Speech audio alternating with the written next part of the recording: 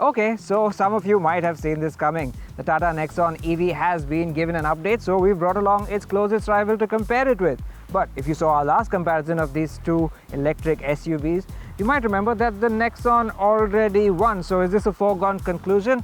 Well, not quite, because the XUV has also been given an update. It's not a big facelift like this one, but under the skin, that update addresses some of the shortcomings we found with this car. So the battle is on once again.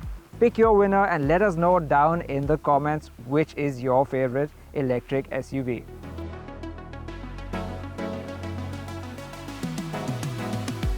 Now, since we did this comparison less than 6 months ago and we've just reviewed the updated Nexon EV, I'm sure you're familiar with both these cars by now.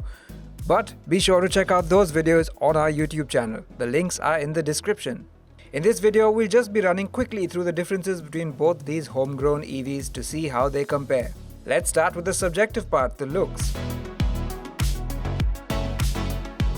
The Nexon appears vastly different from its predecessor, and in this empowered oxide shade especially brings the requisite futuristic look, replete with modern touches like the front and rear LED light bars. The XUV400 meanwhile is noticeably larger in every dimension, including the wheelbase, and it is technically a mid-size SUV while the Nexon is a compact one. The Mahindra also has the more traditional boxy SUV shape, which many will like, and its bronze accents do a better job of setting it apart from its ICE counterpart. But which look do you like better? Let us know down in the comments below. And while you're there, drop this video a like, and I hope you're subscribed to Autocar India.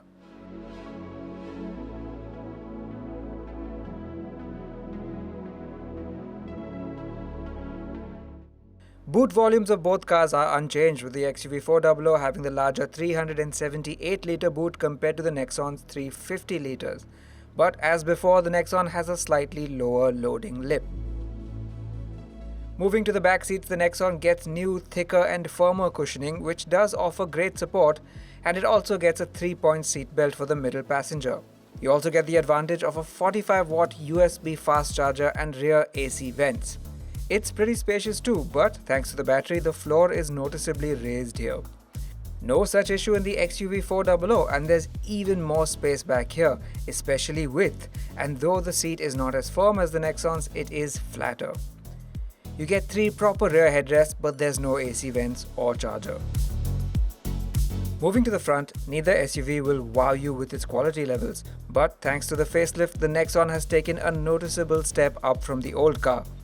It continues to have the more contemporary design with lighter colors, cleaner surfaces and modern controls, and its massive new touchscreen and digital dials only drive home that point. Speaking of these screens, they are smooth, informative and intuitive to use, but the touchscreen did show a few glitches during our test.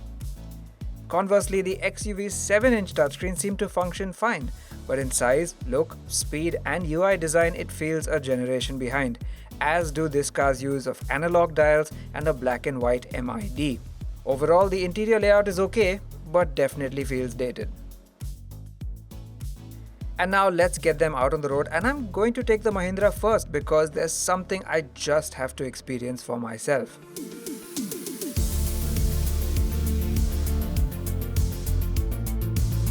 Right, so this updated XUV400, and really there is one major thing that they have fixed, and I'm going to try that out right now. That's right, they've given this car traction control. And I'm going to put it in its most ferocious mode right away, fearless. And we've got an empty stretch of road. What a difference, my gosh. No drama at all. Now previously, fearless mode was aptly named because you'd have to be fearless to attempt to accelerate hard in that mode at all. In fact, even in any of its other modes, this car was just an animal off the line.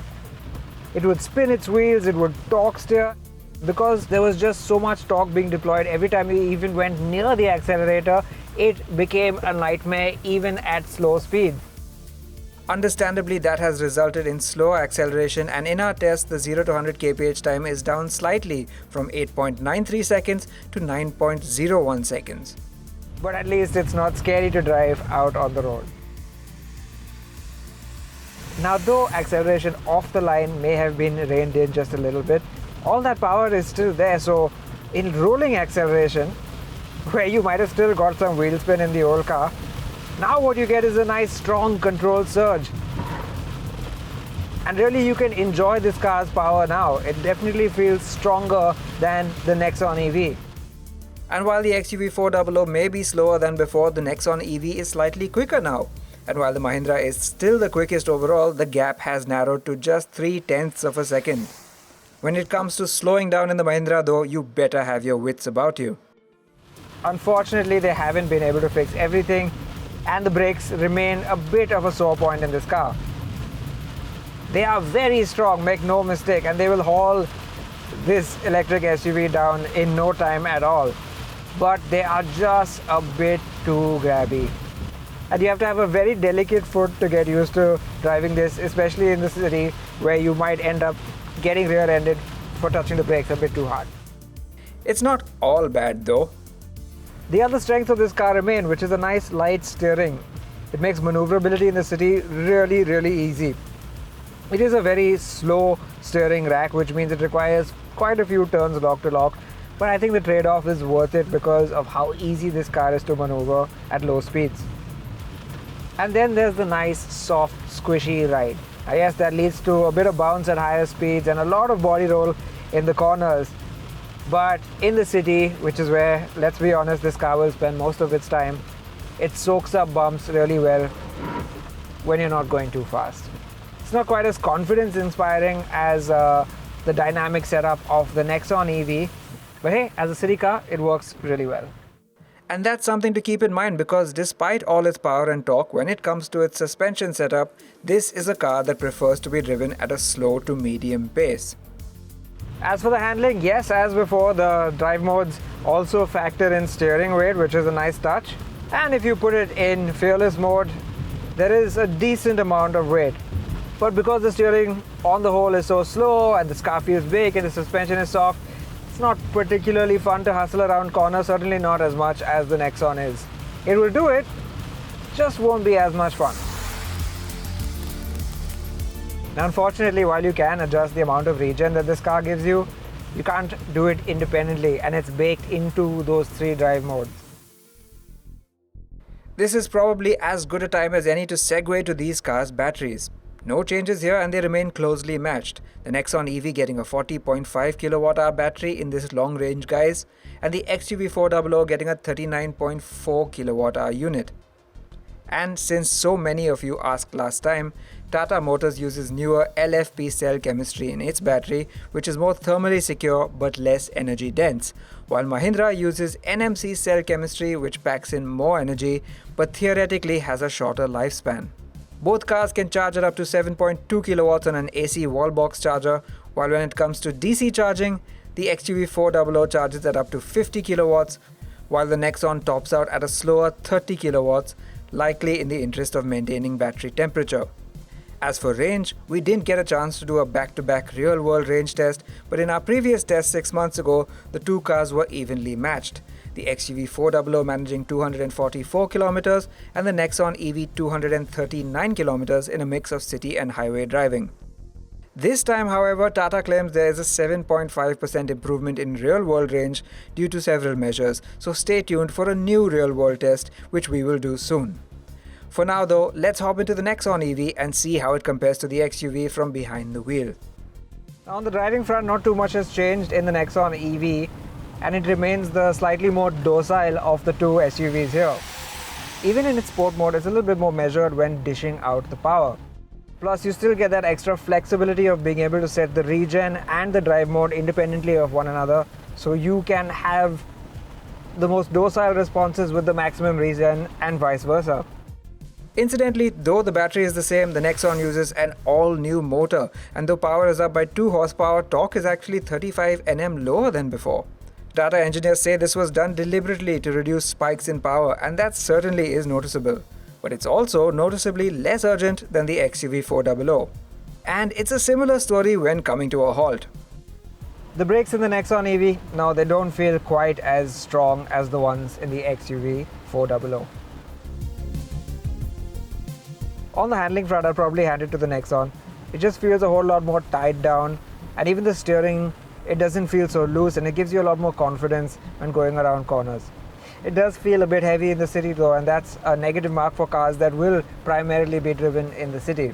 But that said, it does have a quicker steering, a more accurate steering. So making lane changes is a lot easier in this car than it is the XUV. The Nexon's slightly firmer suspension does give it the slight edge out on the highway where it feels nice and planted and confidence inspiring.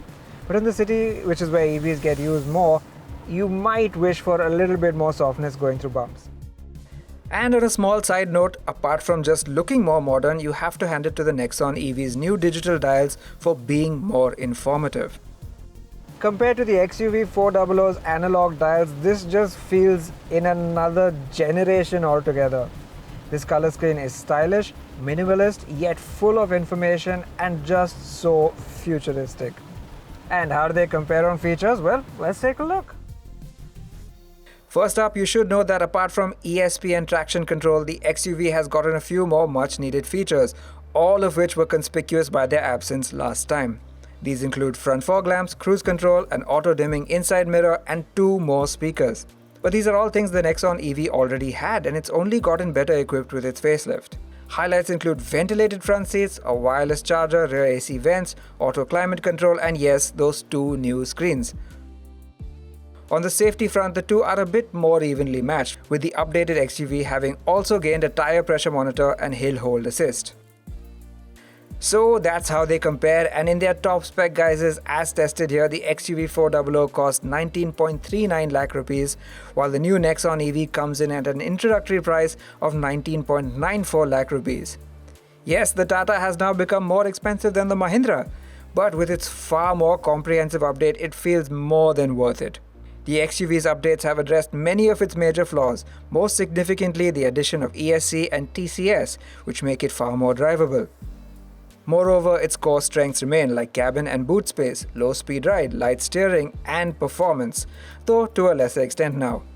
But unfortunately, it isn't enough. As the Nexon EV has taken the game so far forward, the gap has only widened. In the areas where it does trail the XUV, it only does so by a small margin, and that's why it remains our winner and the king of this entry-level electric SUV segment.